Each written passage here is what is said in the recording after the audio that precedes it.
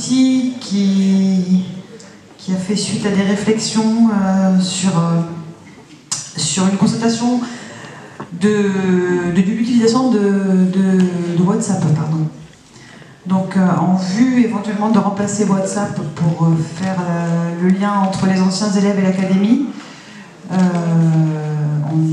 vous avez mis au point un logiciel via la plateforme Discord. Donc ils vont vous expliquer tout ça bien mieux que moi. Je vous laisse la parole. Merci.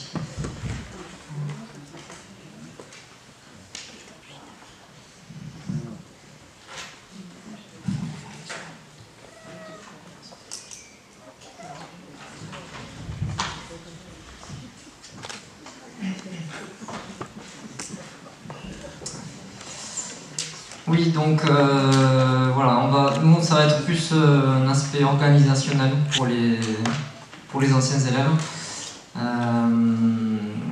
On a réfléchi à une alternative à WhatsApp, pardon, pour nous organiser entre anciens et permettre d'enrichir notre pratique, permettre de partager nos informations. Alors quand je dis on, c'est un groupe qui a été créé sous la demande de Madame Wang depuis environ 1 an, dans lequel Marine et moi faisons partie. Et voilà, donc c'est un peu la concrétisation de ce travail qu'on va vous présenter. Donc en 3 parties, tout simplement. D'abord, bien de l'existant. Donc qu'est-ce qui a été fait jusqu'à présent pour nous, pour se rassembler. Quels sont les avantages et les limites. Traitement préconisé, donc sans suspense, ça sera Discord. Et enfin, la mise en place, comment on a prévu de mettre en place cet outil. Voilà. Donc je laisse la parole à ma consoeur Marine Orson. Bonjour. Alors oui, le bien-gène de l'existant, en fait, ça fait... il y a eu un ensemble de besoins qui ont fait qu'on a dit que ça serait intéressant de se réunir. Alors, il y a eu une suite d'initiatives pour se rassembler. C'est pas c'est pas la première fois qu'on propose quelque chose.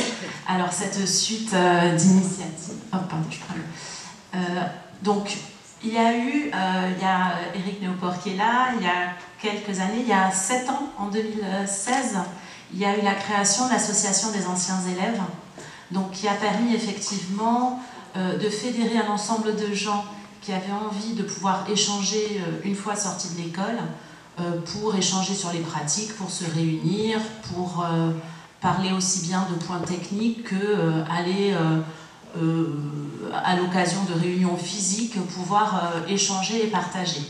Donc c'est la première initiative qui a vraiment donné quelque chose de positif, donc qui a été créée mars 2016, j'ai retrouvé mes mails de première réunion, Eric. Donc voilà, donc ça a vraiment permis d'initier pour la première fois quelque chose avec un ensemble de personnes qui trouvaient comment échanger, bien qu'étant plus étudiants à l'école. Aujourd'hui, il y a moins d'activités, peu d'adhérents, mais ça reste une association qui est encore existante. À côté de ça, au-delà de ce rassemblement de personnes, il y a aussi des outils plus techniques. Donc ça, il y a WhatsApp, le groupe WhatsApp qui a été créé en 2021. Donc après 1 an et demi d'utilisation, qu'est-ce que ça donne ce WhatsApp ? Donc on voit que c'est un WhatsApp, donc Académie Wang, médecine traditionnelle chinoise, 159 membres aujourd'hui, c'est-à-dire 159 personnes qui reçoivent les différents messages WhatsApp qui peuvent être échangés, et parmi ces 159, un certain nombre qui participent, qui échangent et qui communiquent, et d'autres qui lisent, mais en fait 159 personnes quand même qui sont connectées, et il y a des échanges à peu près tous les jours. Aujourd'hui, ce matin, il y avait des échanges par rapport à des installations, des tarifs possibles d'installation, comment les déterminer. Il y a quelques jours, c'était par rapport à une certaine pathologie. Donc ça comprend un ensemble de thématiques qui intéressent les anciens. Donc par rapport à ça, les objectifs, donc c'est un WhatsApp qui avait été créé, on voit en bas, créé par Madame Wang Defeng, 27 mai 2021, donc 1 an et demi. Et donc les objectifs, créer un lien entre tous les anciens, faciliter les échanges, progresser dans les connaissances de MTC. On voit que sur ces 3 premiers points, donc créer un lien entre tous les anciens, ben oui. Alors 159 membres, c'est pas forcément tous les anciens, mais en tout cas c'est accessible à tous ceux qui souhaitent garder le contact. Faciliter les échanges, ben oui, c'est un outil qui est facile et qui est utilisé. Progresser dans les connaissances de MTC, alors on l'a mis en orange celui-là parce que c'est vrai qu'on peut poser des questions, avoir des réponses, mais ça reste quand même assez ponctuel et assez limité finalement. Donc c'est là-dessus, c'est un des points sur lesquels on dit ça pourrait être quand même amélioré. Organiser des groupes de travail sur des sujets, ben là, c'est pas un outil qui permet de faire ça, hein, puisque c'est des messages qui s'inscrivent de manière chronologique et c'est pas organisé. Organiser, participer aux activités pour avancer dans la reconnaissance juridique, bon, c'était un des objectifs du forum, c'est pas là-dessus qu'il y a eu le plus d'échanges, donc ça répond pas. La direction de la WMTC est ici à votre écoute pour faciliter la mise en œuvre de vos idées et de vos besoins. Alors là, oui, parce qu'effectivement, il y a des questions qui sont posées et c'est très souvent Madame Wang qui nous met des petits audios ou des contributions et qui permettent effectivement d'avancer. Donc, il y a plusieurs points auxquels ça répond, ce forum WhatsApp, mais pas à tous. Donc, les avantages et les limites de l'outil. Alors, les avantages, déjà, et c'est comme ça sans doute aussi qu'il y a un certain nombre de membres, c'est gratuit, ce qui pour un outil voilà, est utile. C'est simple, on y accède facilement, on l'utilise facilement. On peut l'avoir sur son mobile, être notifié quand il y a un nouveau message, donc on peut être réactif. Les limites, par contre, un seul canal de communication, ce qu'on disait tout à l'heure, donc tout est inscrit de manière chronologique, c'est pas très pratique pour des échanges un peu plus fins. Pas de discussion orale ni de conférence, donc c'est-à-dire de manière interactive, hein, avec ou un conférencier qui parle ou moyen d'échanger entre plusieurs personnes. Pas de partage d'écran. Pas de gestion des droits, donc bon, enfin, il y a des administrateurs qui sont ceux qui autorisent ou pas les nouveaux membres, ou qui, voilà. Et puis après, il y a tous les utilisateurs avec les mêmes droits. Pas d'historique des messages. Quand il y a un nouvel entrant, il voit les messages qu'à partir du jour où il arrive. Donc c'est un peu dommage, il a perdu tout ce qui a pu s'échanger au préalable. Donc, en résumé, on voit que ce groupe, il a apporté une grosse avancée dans nos échanges entre les anciens et avec l'académie. Il reste insuffisant pour avancer, créer des projets et approfondir les sujets qu'on voudrait traiter. Du coup, stase d'énergie, c'est notre diagnostic. Et on pense qu'il faudrait trouver un outil qui permette à l'énergie de circuler plus facilement. On part du principe qu'il y en a beaucoup d'énergie, mais qu'elle ne circule pas comme il faudrait.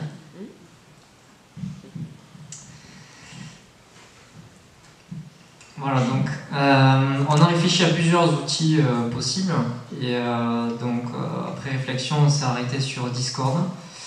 Je ne sais pas si certains ici le connaissent, mais très rapidement, qu'est-ce que Discord? C'est une application de communication par chat vidéo, vocal et textuel. C'est-à-dire, on peut communiquer par écrit, par oral, par vidéo. Donc, en très résumé, ce serait un mélange de WhatsApp, de Zoom, et ça peut faire aussi forum, ce qui est plus très utilisé maintenant, mais voilà, ça serait un mélange de tout ça. Donc pourquoi Discord? Tout d'abord parce qu'il reprend les avantages de WhatsApp et de Zoom, c'est-à-dire qu'il est gratuit, il est simple d'accès et d'utilisation, il est disponible sur téléphone et sur ordinateur, donc ce qui permet là aussi d'être réactif, d'avoir les notifications rapidement. Il permet de faire des recherches dans les discussions passées, ce qui peut être pratique parce qu'au bout d'un certain temps, on traite énormément de sujets, donc si on veut, on se souvient que quelqu'un a parlé de l'endométriose, on va taper endométriose endométriose et on va voir les discussions qui ont été par rapport à ce sujet. Et il permet de faire des discussions, conférences orales, vidéo et partage d'écran comme on peut le faire sur Zoom par exemple. Et donc pourquoi? Parce qu'il présente aussi les avantages supplémentaires suivants qui sont que tous les échanges écrits, oral, vidéo se font sur la même application, donc pas besoin de... ça simplifie en quelque sorte la gestion parce que s'il y a un truc qui se fait sur WhatsApp, sur Zoom, sur une autre application, voilà, c'est mieux d'avoir tout, de rassembler au même endroit. Pas de limitation nombre en temps pour les visios, parce que sur Zoom par exemple on est limité à 40 minutes avec un accès gratuit. Donc voilà, on peut faire discuter de façon illimitée, en tout cas sans limitation. Donc ça serait en gros le point variété des modes de communication. Ça permet une variété des modes de communication. Un autre avantage, c'est qu'il permet de créer des canaux qu'on appelle des catégories, des sous-canaux qu'on appelle des salons de discussion. Donc ça c'est le point, un des points fondamentaux. Pour structurer nos échanges, donc on a vu tout à l'heure WhatsApp, c'est un seul canal de communication dans lequel tous les sujets sont mélangés. Donc effectivement pour approfondir un sujet, c'est très difficile, on est vite bloqué en fait. Il y a quelqu'un par exemple à un moment donné qui voulait travailler sur l'apnée du sommeil. Ils ont commencé à discuter, mais après il y a eu d'autres questions sur des praticiens, quel praticien à quel endroit, etc. Donc, je ne sais pas s'ils ont créé un groupe en dehors de WhatsApp, mais en tout cas, ça s'est arrêté. La réflexion s'est arrêtée. Et, tandis que si on pouvait créer plusieurs canaux de discussion, on pourrait justement approfondir, par exemple faire une catégorie pathologie avec un sous-canal apnée du sommeil, et les gens discuteraient dans ce canal. Et ça profiterait à l'ensemble qui verrait ces discussions. Accès à l'historique des messages pour les nouveaux, donc ça c'est très important. Cette plateforme, alors à la base ça a été créé par deux amis gamers donc, qui jouent à des jeux vidéo, qui ont voulu créer une plateforme qui facilite l'échange entre joueurs. Et petit à petit, donc ça a été créé en 2015, et petit à petit ça a pris pas mal d'ampleur, notamment avec la crise du Covid, où les gens ont eu besoin de se rassembler. Et donc là, on voit un article du Monde, alors c'était durant la crise Covid, en 2020 je crois. Discord, le chat de gamers qui a conquis le grand public. Et ils disent notamment, voilà, qui aurait cru lors de son lancement en 2015 que Discord, souvent surnommé le chat des gamers, deviendrait 5 ans plus tard un outil plébiscité, notamment par les élèves et les enseignants pour les cours en ligne pendant la pandémie de Covid-19. Voilà, donc ça a servi en dépannage pour les enseignants, voilà, dans certains cas pour donner des cours. Donc voilà, donc d'après les informations de Discord, il y aurait 150 millions d'utilisateurs chaque mois actifs, 19 millions de serveurs actifs par semaine. Voilà, et 4 milliards de minutes de conversation. Donc c'est eux qui font cette communication, le lieu de rassemblement des communautés universitaires. Voilà, ça montre que les communautés universitaires sont aussi la cible de Discord et c'est adapté pour ça.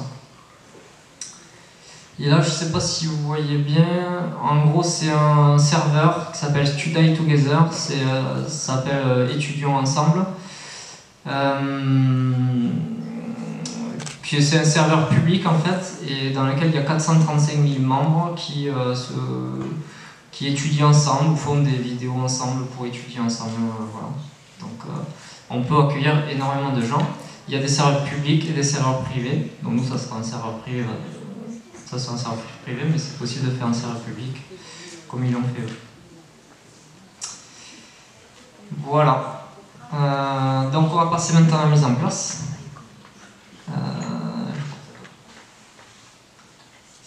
Ah non. Oui. Donc comment le mettre en place? Donc l'idée c'est de déjà permettre aux gens d'installer l'application. Donc c'est prévu pour le mois de février. Donc on va faire en fait fin janvier, début février une communication sur WhatsApp sur le WhatsApp des anciens, avec un lien d'invitation et des tutos PDF pour savoir comment installer l'application et rejoindre le serveur. Donc, et on a prévu pour le séminaire du 11 février une formation Discord en présentiel et en distanciel avec des questions-réponses. Comme ça, voilà, on verra vraiment l'outil de façon plus détaillée pour vous l'expliquer comment ça fonctionne. Alors, quelle perspective? Alors, ce qu'on prévoit de faire, donc déjà, c'est de dire que c'est la première étape vers l'enrichissement de notre pratique. Discord, ça reste un outil. Après, derrière, il va falloir arriver à l'alimenter, à le faire vivre. Mais c'est au moins pour avoir quelque chose qui nous permette de travailler ensemble. Et nos échanges après l'Académie Wang. Donc, plateforme centrale. Alors, pour s'organiser et relancer, il y a un ensemble de projets qui avaient été initiés à l'été 2021 par un ensemble de personnes qui sont peut-être présentes et à l'initiative de Madame Wang. Et puis, en fait, ces projets, faute d'un espace adapté, ils n'ont pas abouti. Et d'autre part, il y a aussi, on avait fait passer il y a quelques mois un sondage pour savoir un petit peu lesquels des sujets intéressaient le plus les anciens. On l'avait fait passer via WhatsApp. On a eu pas mal de réponses, on a eu une 60aine de réponses. Donc, ce qu'on a vu, ce qui intéressait les gens, c'était la veille documentaire, les cas pratiques, la présentation de cas avec nos résultats, qu'ils soient positifs ou négatifs, la recherche scientifique, les exposés volontaires sur un sujet ou sur un autre par des anciens, et tout ce qui touchait à l'installation et la législation. Alors, et puis enfin voilà, là on a mis les points qui sont remontés. Après, sur les 60 réponses, on a eu d'autres choses. Ça, c'est les principaux. Et par exemple, pour l'installation et la législation, ça c'est la réponse à l'une des questions. Est-ce que vous êtes intéressé par un des sujets? Donc on voit que ça a intéressé pas mal de gens, donc notamment les modalités d'installation, la forme juridique, les assurances professionnelles, les textes à afficher en cabinet, le matériel nécessaire, les erreurs à éviter par rapport à tout ce qui est législation, la jurisprudence, les bonnes pratiques, etc. Donc là, ça fait des catégories qu'on pourrait classifier, dans lesquelles la plupart des anciens auraient des informations à trouver ou à fournir. Et alors ça, on vous donne un exemple pour l'installation. Donc vous voyez que donc ça, on est sur le serveur de l'Académie Wang. Ça serait une des catégories qui serait installation. Et dedans, on aurait des salons par centre d'intérêt, donc questions sur l'installation, les textes à afficher, tout ce qui est juridique, assurance professionnelle, etc. Et comme ça, ça permet de structurer. Et quand on a une info à aller chercher, on peut aller voir s'il y a quelque chose ou pas. Aujourd'hui, avec WhatsApp, il faut se souvenir si quelque chose a déjà été dit, aller dans la recherche pour taper le bon mot comme ça avait été écrit, et c'est difficile. Alors que là, on voit s'il y a quelque chose, on a accès directement à ce qui est déjà présent. Et l'idée, c'est que ce soit aussi des forums où les gens puissent communiquer. C'est pas juste aller chercher des infos, mais c'est vraiment que chacun des anciens puisse aller apporter sa pierre à l'édifice et renseigner ses salons. Voilà, et donc du coup, faire ça, c'est dans un objectif de trouver une solution alternative, c'est dans l'objectif d'opter pour une solution qui soit pérenne pour que le rassemblement dure dans le temps et s'enrichisse d'année en année des nouveaux arrivants. On voulait faire un petit parallèle, vu qu'on est en MTC, avec la théorie des 5 éléments. Vu que si on parlait tout à l'heure de stagnation d'énergie, il ne faut pas que l'énergie, il faut qu'elle circule librement. Si on regarde rapidement donc, cette théorie des 5 éléments, avec tout d'abord l'eau, la création du rassemblement, on va dire, on crée le rassemblement qui engendre des idées dans le bois. Le bois, c'est l'engendrement, donc naissance des idées. Ces idées vont créer un certain enthousiasme, une envie de faire grandir ces idées dans le feu. Cette envie va amener la réflexion et la transformation des idées en projets.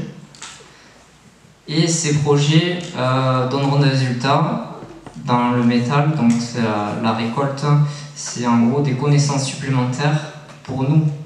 Mais pour ça, il faut que les projets puissent avoir lieu.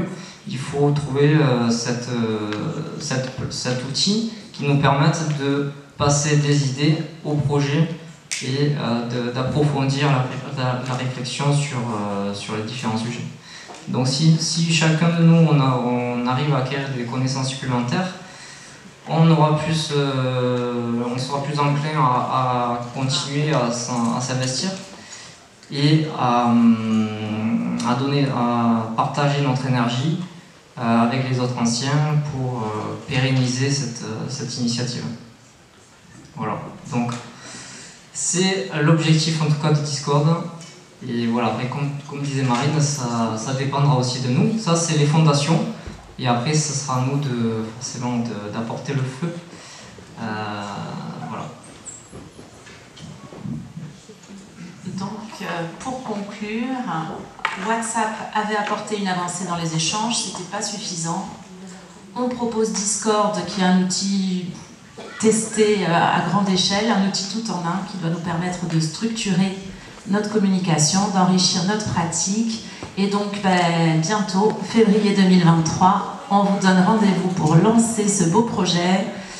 Et après, suite à ça, grâce à ça, pouvoir relancer, là ça sera un peu la coquille, mais c'est pouvoir alimenter tout ça et pouvoir communiquer. Donc on vous donne rendez-vous le week-end du 11 février pour la grande sortie en salle de Discord, le 11 février. Voilà.